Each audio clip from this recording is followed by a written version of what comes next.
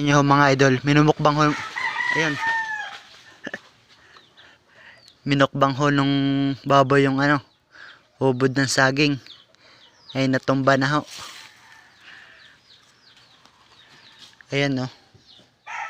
Talagang sasarap din niya ho ng ubod ng saging.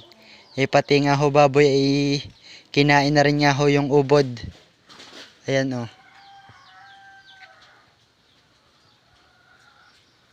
Talagang sarap ang sarapan eh. Tingnan nyo ho yung klase ng kinain ng baboy. Inubos ho yung ubod ng saging. Ayan o. Ubos na ubos eh.